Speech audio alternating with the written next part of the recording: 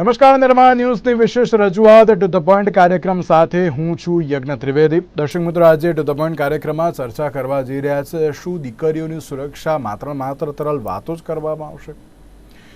આપણે દર વખત એવા દાવા કરવામાં આવે છે કે ના, દીકરીઓની સુરક્ષાને લઈને અત્યારે તો કાર્ય કરી રહ્યા છીએ. દીકરીઓની સુરક્ષા માટે અત્યારે ઘણી બધી જે બાબતો અત્યારે જોવા મળતી હોય છે, પણ પારદર્શિતાની વાતો કરતાં અત્યારે સમાજની ક્યાંક કડવી વાસ્તવિકતા પણ જોવા મળતી હોય છે. જ્યારે એક મહિલાની વાત કરું તો સુરતમાં એક મહિલાએ દીકરીને જે જન્મ આપ્યો હોવાની જે બાબતો સામે આવી, પણ તેની સાથે સાથે જ્યારે કહી શકાય કે જે દીકરીને જન્મ આપતાની સાથે જ પતિ અને નણંદે તેમને ઝેર પીવડાવી દીધું હોવાની જે વિગતો પણ અત્યારે તો જે સામે આવી છે. બીજી બાજુ જોવા જઈએ તો જે આ જ પ્રકારની પરિસ્થિતિ સુરત, આણંદ અને રાજકોટની પણ જે બાબત સામે આવતી કે જેમાં દુષ્કર્મની બાબતો અત્યારે સામે આવતી હોય છે. જ્યારે આપણે દીકરીઓની વાત તો કરીએ છીએ, પણ દીકરીઓની વાતોની વચ્ચે ક્યાંક અત્યારે માસૂમ દીકરીઓ પર દુષ્કર્મ આચરતા નરાધમોને પણ શું ફક્ત ને ફક્ત અત્યારે તો કેદની સજા જ અત્યારે તો થાય તેવી બાબત અત્યારે તો જોવા મળતી હોય છે. સાથે જ્યારે આપણે સમાજ સુધારણાની બાબત કહેતા હોઈએ છીએ કે ત્યાં દીકરીઓની સુરક્ષિતતાની અત્યારે વાત કરતા હોઈએ, પણ તે પણ ક્યાંક અત્યારે જોવા મળતી નથી. તે બાબત ચોક્કસથી પ્રતીત પણ થઈ રહી છે. તમામ મુદ્દાઓ પર ચર્ચા વિચારણા શરૂ કરવી છે. ચર્ચા વિચારણા કરવા માટે અમારી સાથે જોડાઈ ગયા છે સોનલબેન જોશી, કે જેઓ એડવોકેટ છે, સાથે સાથે સામાજિક કાર્યકર્તા પણ છે, અને સાથે સાથે જ થોડીક જ વારમાં અનેક ગેસ્ટ પણ અત્યારે તો જે જોડાશે. સોનલબેન, મારે શરૂઆત આપનાથી કરવી છે. સોનલબેન, જ્યારે પારદર્શિતાની વાતો આપણે કરીએ છીએ, સમાજની કડવી વાસ્તવિકતાની બાબત પણ અત્યારે તો જે આપણે કહેતા હોઈએ છીએ, પણ આ સમાજની કડવી વાસ્તવિકતાની સાથે સાથે જે આ સુરતની જે સૌથી પહેલાં જે આ ઘટના સામે આવી, સોનલબેન, બહુ આમ સવાલ થાય કે ના, આ જે બાબત છે તેને અત્યારે તો રોકવી કેવી રીતે, સમજાવી કેવી રીતે. સમજાવતાની સાથે સાથે અત્યારે તો એમ પણ કહેવામાં આવતું હોય છે ને કે ના, અત્યારે તો દરેક લોકોને એક સમજ આપવી એક જરૂરી જોવા મળતી હોય કે ભાઈ આ પ્રકારની પરિસ્થિતિ ના હોવી જોઈએ. અને દીકરીને જન્મ આપ્યો તો શું ભૂલ અત્યારે તો કરી દીધી? અને ક્યાંક જે પતિ અને નણંદે જે પ્રમાણે ઝેર પીવડાવવાની જે બાબત સામે આવી છે, ત્યારે ચોક્કસ સવાલ એ થાય છે કે ના, આ બાબતને અત્યારે તો રોકવી કેવી રીતે? આપ આ ઘટનાને સૌથી પહેલા તો કઈ રીતે જોઈ રહ્યા છો? પહેલી વાત તો એવું છે કે એક ઘટનાને વખોડી કાઢીએ છીએ, અને હવે એ સમય પાકી ગયો છે કે બાળકો જ્યારે એમના ભણતરમાં સાયન્સ આવે છે અને ખરેખર દીકરો થશે કે દીકરી, એનો ટોટલ આધાર એ પુરુષ પર હોય છે. પરંતુ અને અગર દીકરી જન્મે છે તો એમાં એને આરોપી સમજી લેવામાં આવે છે કે ભાઈ તારી ભૂલ છે.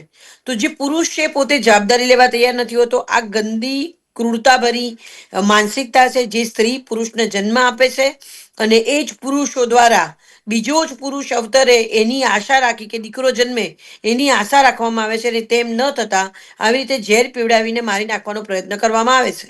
મારી પાસે પણ આવા કેસો છે યજ્ઞ, કે ભાઈ દીકરી આવી, બીજી દીકરી નાની છે, પેટમાં છે, ચેકઅપ ના કરાયું, અબોર્શન ના કરાયું, એટલે દીકરી ને કાઢી મૂકી. આજે એ દીકરી ગવર્મેન્ટ જોબ કરે છે, ક્લાસ 2 ઓફિસર છે, બંને દીકરીઓ સાથે એના 55 વર્ષના નાની સાથે રહી છે અને કોર્ટના ધક્કા ખાઈ રહી છે.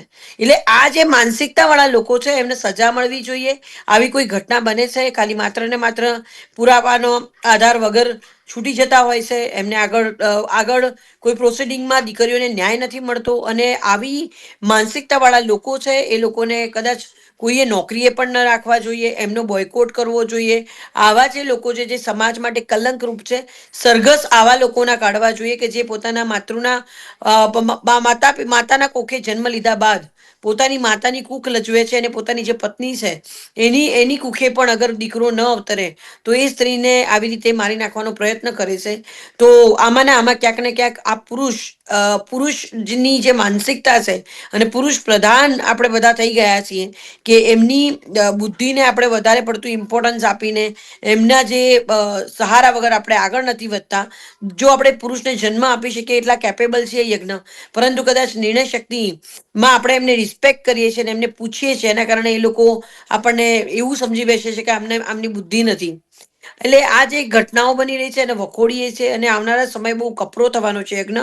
કદાચ એવું પણ બને કે લોકો દીકરીઓ લગ્ન પણ નહીં કરે અને બાળકને જન્મ પણ નહીં આપે.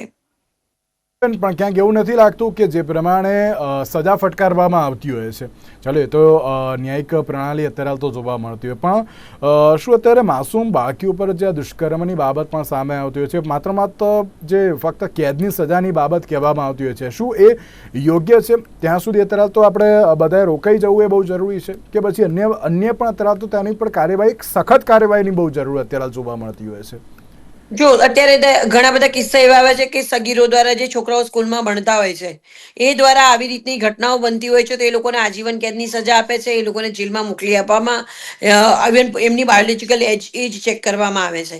કારણ કે અત્યારના નાના બાળકો એવા હોય છે કે જે 14-15 વર્ષના હોય, પરંતુ એમના લક્ષણો એવી રીતના વર્તન હોય કે જાણે એ લોકો મોટા 21-22 વર્ષના થઈ ગયા છે, એમને ડેટિંગ કરવાનું મન થતું હોય, છોકરીઓ સાથેનું એવું વર્તન હોય ગંદુ, તો એ લોકોને અત્યારે હાલ એમની બાયોલોજીકલ એજ ચેક કરવામાં આવે છે અને એ લોકોની વિરુદ્ધમાં એ પ્રકારે એના કેસો પણ ચલાવવામાં આવે છે. નિર્ભયા વખતનો ઇન્સિડન્સ થયો હતો, જે દીકરો 16 કે 17 વર્ષનો હતો, એને બી પુખ્ત વયના જેટલી જ સજા મળી છે, એમાં જુવેનાઇલ નો એને લાભ નહોતો મળ્યો. એટલે અત્યારની જે સિસ્ટમ છે યજ્ઞ, એમાં ઘણા બધા ચેન્જીસ આવ્યા છે. આવનારા સમયની અંદર એ બાળક છે કે ગમે તે છે, પણ એની વિરુદ્ધમાં અત્યારે ત્યારબાદ પોસ્કો લાવવામાં આવ્યો છે. કદાચ એવું કહી શકાય કે એટલા બધા ગુના નોંધાઈ રહ્યા છે. નાના બાળકોને ખબર નથી, કાયદો આવડે જ છે એવું માનીને જ કાયદો પોલીસ FIRઓ થતી હોય છે. એટલે કયા સમયે રિલેશન રાખવા, નહીં રાખવા, ઇવન ગર્લફ્રેન્ડ બોયફ્રેન્ડ તરીકે બી કેટલા બધા લોકો પ્રોબ્લેમમાં આવતા હોય છે કે દીકરી એલિગેશન્સ લગાવે ને દીકરાને, કદાચ એ ડોક્ટર હોય, તમે જોયું જ છે હમણાં 2 દિવસ પહેલા જ એક દીકરી ના વિઝા પણ ગયા, એ ડોક્ટર હતી. ઇવન સારા એન્જિનિયર્સ છોકરાઓ હોય છે, એ લોકો કંઈ કામ નથી કરી શકતા, ગવર્મેન્ટમાંથી નોકરી જતી રહેતી હોય છે. એટલે દીકરીઓ ઉપરના કોઈ પણ ગુના છે એમાં પોલીસ સેન્સિટાઈઝ છે, પાસપોર્ટ જપ્ત કરી લેવામાં આવે છે. એમના ડોક્ટરના લાયસન્સ હોય કે અન્ય કોઈ વ્યવસાય સાથે જોડાયેલા લોકો હોય તો એમના પણ લાયસન્સ કેન્સલેશનની અરજી પણ થતી હોય છે કે જે વ્યક્તિ આવું કરી શકે એ પબ્લિક સેવામાં શું કામ કરી શકવાનો છે. એટલે ઘણા બધા યજ્ઞ, બધી વસ્તુઓ સામે આવતી હોય છે, પરંતુ અનફોર્ચ્યુનેટલી દીકરીઓને જન્મવા દેવી જોઈએ અને દીકરીનો પણ એટલો જ રાઈટ છે. 50-50% હોવું જોઈએ અને દરેક જગ્યાએ ઇવન પેમેન્ટ ની જે સિસ્ટમ છે એની અંદર પણ ચેન્જીસ લાવવાનું જરૂરી છે કે પુરુષને જે પગાર મળે એ સ્ત્રીને મળે. ઇક્વાલિટી જોઈએ છે અને ઇક્વાલિટી ત્યારે આવી શકે કે જ્યારે તમે દીકરીને જન્મવા દેશો, એને રિસ્પેક્ટફુલી જોશો, એની પર ખાલી વાસના સંતોષવા માટેનું ઉપભોગનું સાધન ન સમજતા એને એટલી રિસ્પેક્ટ આપશો તો આ વસ્તુ થઈ શકે એમ છે યજ્ઞ. અધરવાઇઝ નાની બાળકીઓ માટે પ્લસ કેન્દ્ર સરકાર ગવર્મેન્ટ ઇનિશિયેટિવ લે, પોર્નોગ્રાફી બેન કરે, બાળકો શું જોશે, OTT પ્લેટફોર્મના માધ્યમો બંધ કરે, જ્યાં નરી નગ્નતા પીરસાઈ રહી છે, તો આ બધી ઘટનાઓને બંધ કરવામાં આવશે તો આપણે બળાત્કારની ઘટનાઓ ને અટકાવી શકીશું. અને હું હજી પણ તમારા માધ્યમથી કહેવા માંગીશ કે તમારા ઘરની અંદર કોણ આવે છે, કોણ જાય છે, જ્યાં દીકરી વાળું ઘર છે ત્યાં સુધી કોઈ પણ વ્યક્તિ ઉપર ભરોસો મૂકવો એ બિલકુલ અયોગ્ય છે. આપણે કદાચ આવા કિસ્સા ખરેખર કળયુગ છે સાંભળ્યું નથી કે પિતા દ્વારા પોતાની પુત્રીને ગર્ભવતી બનાવવામાં આવી. આવી ઘટનાઓ આપણે ક્યારેય જોઈ નથી. એટલે આ જે ઘટનાઓ બની રહી છે એટલે ક્યાંક ને ક્યાંક આવનારો સમય બહુ કપરો થવાનો છે અને કદાચ દીકરીઓ પોતે લગ્ન નહીં કરે ને એકલી જીવવાનું વધારે પસંદ કરશે, કારણ કે દીકરીઓ સાથે જે વર્તન કરવામાં આવે છે અને એ જે નજરે જોવામાં આવે છે જન્મથી લઈને મૃત્યુ સુધી, એ દીકરી પહેલા પિતાનું માને, પછી પતિનું માને, પછી પોતાના પુત્રનું માને. એટલે એમાં 3 એની જિંદગી પતાવી દેતા હોય છે અને એની હાલત એટલી ખરાબ થતી હોય છે. અને જો સારું બધું હોય તો પૌત્ર કે પૌત્રી સાથે, એટલે 4 સાથે એમને જિંદગી ગુજારવાની હોય છે.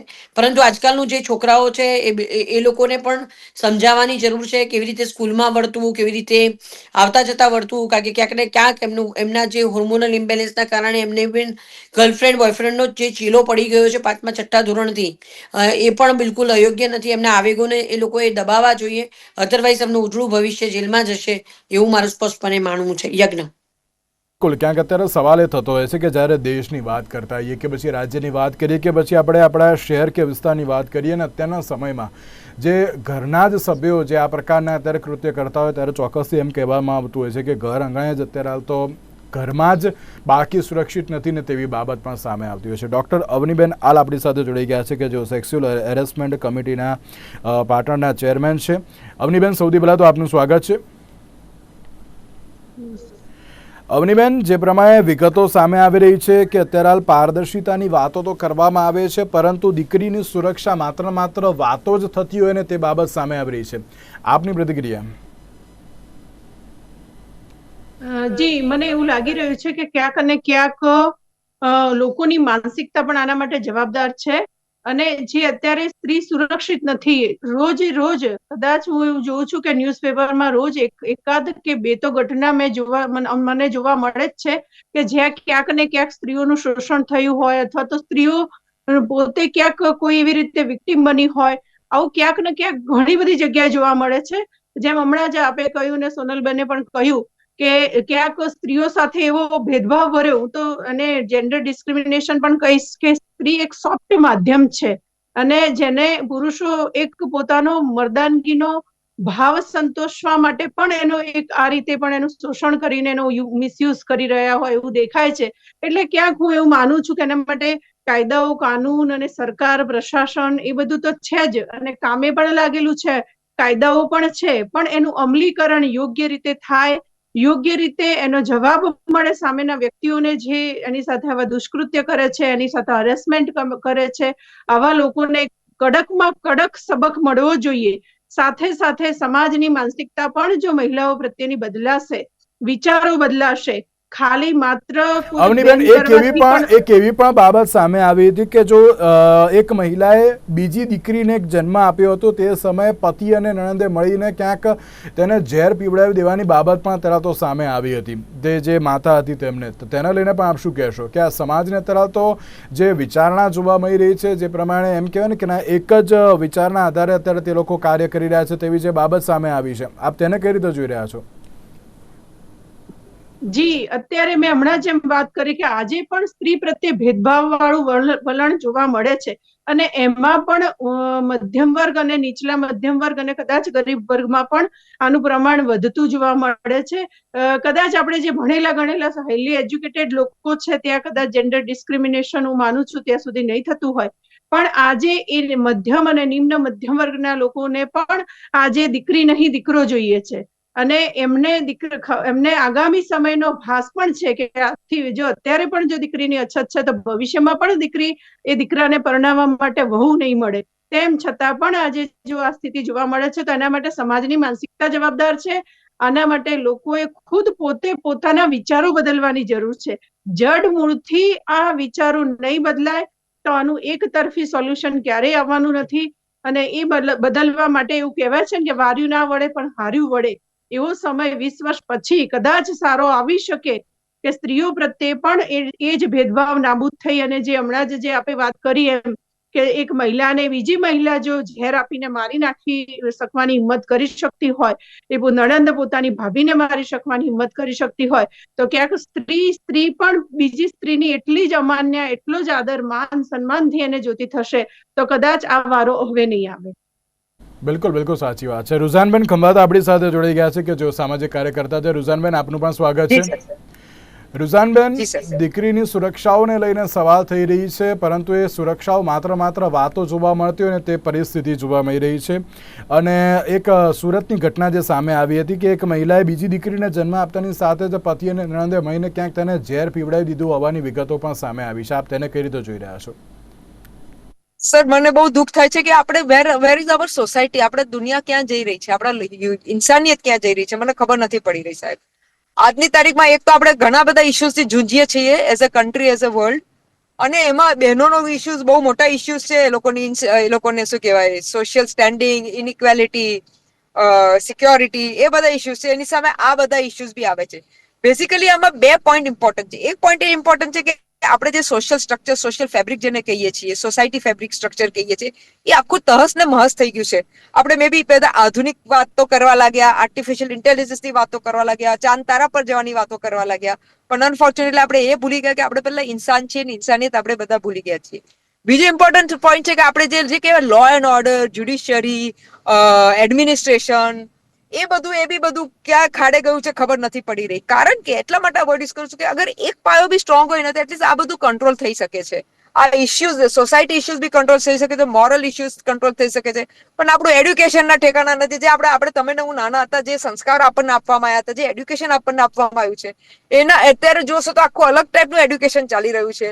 એટલે આ બધાના લીધે એટલે આપણે it is all deteriorated. Cascading effect અમે જેને કહીએ કે એક what is a cascading effect, એક ડોમિનો પડે એટલે બીજો પડે, ત્રીજો પડે, ચોથો પડે, એટલે આખો કાસ્કેડિંગ ઇફેક્ટ નેગેટિવ ચાલી રહી છે, પોઝિટિવ ચાલવાના બદલે. એટલે સાહેબ આના પર આપણે બહુ મહેનત કરવી પડશે. એવું નથી કે it is a lost case, it is not a lost case, પણ અગર બધા જાણે કે એડ્યુકેશન સિસ્ટમમાં મહેનત થાય, સોસાયટી ચેન્જમાં, સોસાયટલ ચેન્જમાં મહેનત થાય, પેટ્રાઇકલ માઇન્ડસેટમાં થાય, તો વી કેન, અને શું કે એડમિનિસ્ટ્રેશન, જ્યુડિશિયરી, લો, એ બધામાં થાય તો આપણે આને સ્ટોપ કરીને આપણે આમાં સુધારો કરી શકીએ છીએ. જી સર. બેન, આ તો સમાજની જ અત્યારે તો જે માનસિકતા સામે આવી છે કે દીકરી જન્મી તો અત્યારે જે મહિલા છે, જે માતા છે, એમને ઝેર પીવડાવી દો, પણ આ પ્રકારની માનસિકતાને અત્યારે તો બદલવી થોડીક આમ ઇમ્પોસિબલ જોવા મળી રહી છે, પણ એક શરૂઆત તો કરી શકાય છે ને. બિલકુલ સાચી વાત છે સાહેબ. મને યાદ છે કે જયારે પહેલા પેલું શું કે ફિમેલ ફિટિસાઇડ ની વાત કરતા હતા, ત્યારે એ લોકોએ ખાસ પેલી સોનોગ્રાફી બંધ કરાવી હતી, એના પર સારું કામ થયું છે કે ભાઈ સોનોગ્રાફી એટલે ખબર જ ના પડે કે એ છે કે શું કહેવાય, કે દીકરી છે કે દીકરો. પણ હવે એનાથી એક સ્ટેપ આગળ લોકો ગયા. લોકો એકદમ, એટલે મને એ જ નથી ખબર પડતી કે કોઈને ભગવાનનો ડર નથી, કોઈને કર્મની કઈ ખબર નથી. બધા આમ તો બધું ધર્મ બચાવો અને એની વાત કરતા હોય છે હંમેશા. તો આ તો એક બહુ મોટું, I mean it's a big, શું કહેવાય, બહુ મોટો ગુનો કહેવાય આને.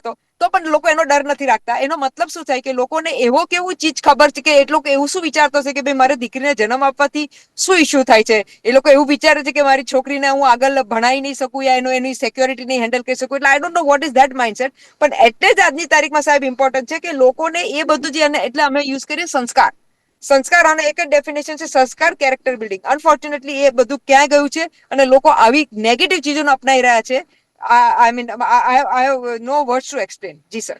અવનીબેન, આપણે જ્યારે મહિલાઓની વાત કરતા હોઈએ ને, તો ત્યારે ક્યાંક એવી પણ બાબત સામે આવતી હોય છે કે ના, અત્યારે તો મહિલા બહુ સારી રીતે અત્યારે તો સમજી શકે છે તેવી બાબત પણ સામે આવતી હોય છે. પણ બીજી બાજુ જોવા જઈએ ને અવનીબેન, તો ક્યાંક એવી પણ પરિસ્થિતિ સામે આવી છે કે જેમાં જ્યારે મહિલાએ જો દીકરીને અત્યારે તો જે જન્મ આપ્યો છે, પરંતુ દીકરીને જન્મ આપતાની સાથે જ અત્યારે તો પરિસ્થિતિ પણ એવી સામે આવી કે અન્ય મહિલાએ તેને ઝેર પીવડાવવાની જે બાબત પણ સામે આવી. એટલે કે હવે મહિલાને ક્યાંક સમજી શકતી નથી તેવી પણ બાબત છે. જી, હું એવું ચોક્કસપણે માનું છું કે મહિલા જ મહિલાને નથી સમજી શકતી. એનું આ બેસ્ટ એક્ઝામ્પલ છે, અને એવા તો ઘણા એક્ઝામ્પલ હું ઘરેલું હિંસા અધિનિયમ અંતર્ગત અને 498 ક એટલે કે દહેજ પ્રતિબંધક અધિનિયમ અંતર્ગત જે સ્ત્રીઓ પોતાની ફરિયાદ નોંધાવતી હોય છે, એમાં સામે પક્ષકારો માત્ર મહિલાઓ જ કેમ, ઘણી વાર તો મેં એવા પણ કેસીસ જોયા છે કે પુરુષોનું તો માત્ર નામ માત્ર હોય છે આવા કેસોમાં, કે જ્યાં એની સાથે પીડા આપનારી સૌથી વધારે મહિલાઓની સંખ્યા હોય છે, જેમ કે સાસુ, એની ભાભી, એની નણંદ, એના પરિવારમાં જેઠાણી, દેરાણી. તો આવું કેમ? તો ક્યાંક ને ક્યાંક હું એવું માનું છું કે જો એક મહિલા બીજી મહિલાને જો સમજતી થશે તો આ વારો કદાચ નહીં આવે. એક પુરુષની એટલી તાકાત નથી કે બીજી સ્ત્રીને દબાવીને, એના ઘરમાં જો એક અન્ય સ્ત્રી છે, એના ઘરમાં જો બહેન છે, એની માતા છે, અને તો એ પોતાના ઘરમાં આવનારી જો પુત્રવધુ સાથે આ રીતનું જો અત્યાચાર કરતો હોય, તો એ બે સ્ત્રીઓ જો જોઈ ન રહે અને પ્રતિકાર કરે, એના વિચારો બદલાય કે આ પણ કોઈની દીકરી છે, હું પણ કોઈની દીકરી છું. જો આવા વિચારો બદલાશે તો હું ચોક્કસપણે એવું માનું છું યજ્ઞભાઈ કે ભવિષ્યમાં આ જે પ્રકારના આપણે કાયદાઓનો સહારો લેવો પડે છે, પોલીસ પ્રશાસનનો સહારો લેવો પડે છે, જાત જાતની હેલ્પલાઇનો શરૂ કરવી પડે છે. એ હેલ્પલાઇન માત્ર આપણા ઘરની સ્ત્રી જ કેમ ન હોઈ શકે, પણ એના માટે જડ મૂળથી વિચારો બદલાવવાની જરૂર છે. ફક્ત કાયદા ઉપર અથવા તો રૂલ્સ રેગ્યુલેશન લાગુ કરવાથી તો એને તોડવા વાળા લોકો છે જ, તોડી જ નાખશે. હમણાં જેમ રુજાનબેને કહ્યું એમ કે તોડવા વાળા સોનોગ્રાફીનો નિયમ પણ તોડવા વાળા લોકો છે અને ઓપ્શન શોધી કાઢશે. પણ અંદરથી જો બદલાશે, વિચારધારા બદલાશે, એના માટે હું એવું માનું છું કે સમાજના જ્ઞાતિ મંડળો, જે લોકો છે, જે વડીલો છે, જે લોકો જ્ઞાતિઓનો ઠેકો લઈને ફરનારા ઠેકેદારો છે, આ બધાએ આવા અવેરનેસ સેમિનારો કરવા જોઈએ. સ્ત્રીઓને ખુદ જાગૃત કરવી પડશે. એમની પણ દીકરી છે, જે દીકરી સાથે સામેના ઘરમાં આવું થઈ શકે છે, જે પોતાની દીકરી સાથે જો આવો વ્યવહાર આપણે સહન ન કરી શકતા હોઈએ, તો કોઈની દીકરી આપણા ઘરમાં જયારે આવે છે તો એને ઝેર પીવડાવવા જેવી ગંભીર કરુણ ઘટનાને અંજામ આપવા તરફ આપણે જઈએ છીએ, તો કેમ એક માં અથવા એક દીકરી, જે નણંદ પોતે સ્ત્રી હોવા છતાં પણ જો ભાઈ સાથે સામેલ થઈને એની ભાભીનું આવું કરતી હોય તો હું એવું માનું છું કે સ્ત્રીએ પોતે જ બદલાવવું પડશે. એક સ્ત્રીની હેલ્પલાઇન એક સ્ત્રીએ જ બનવું પડશે, તો જ કદાચ આવી બધી ઘટનાઓને આપણે રોકી શકીશું. લાગે છે કે ના અત્યારે હાલ તો આપણે સમજાવી શકીશું તેમ? સમજાવી શકાય એવું કંઈ નથી કે નહીં સમજાવી શકે. પહેલા તો કાયદાનો સમાવેશ કરવામાં આવે તાત્કાલિક ધોરણે એજ્યુકેશનની અંદર.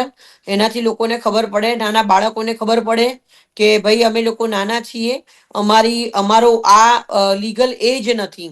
વ્હીકલ ચલાવવાની હોય કે પ્રેમ કરવાની હોય, બાળકોને કશું જ ખબર નથી પડતી. ઓપોઝિટ સેક્સ એટ્રેક્શન થાય છે ને એના કારણે એ ભૂલો કરી બેસે છે. નાની દીકરીઓ સાથે કેવી રીતે વર્તવું, કેવી રીતે વાત કરવી, એ બધું જ એજ્યુકેશનમાં અને એવા ગુનાઓ જે બન્યા છે એની માટેના જે કેપિટલ પનિશમેન્ટ, ગેસ છોડીને એ લોકોના જાહેરમાં એમને મૃત્યુ નિપજાવવું, એમની પર જાનવર છોડી દેવા, આવા કોઈ કાયદાઓની અંદર નવા એમેન્ડમેન્ટ કરવા પડશે. રેપિસ્ટ માટે એને ખાલી ફાંસીની ઈઝી મોત એને નહીં આપવું જોઈએ એવું મારું સ્પષ્ટપણે માનવું છે.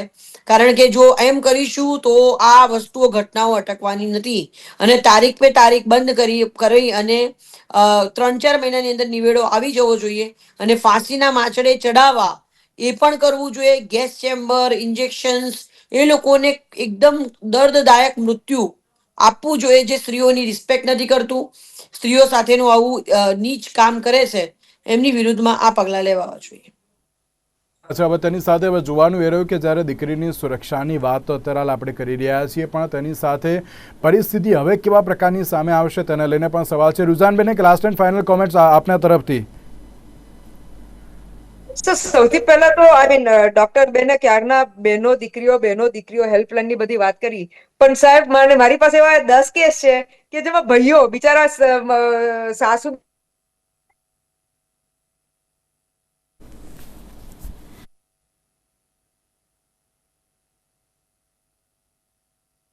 નથી આવી રહ્યો.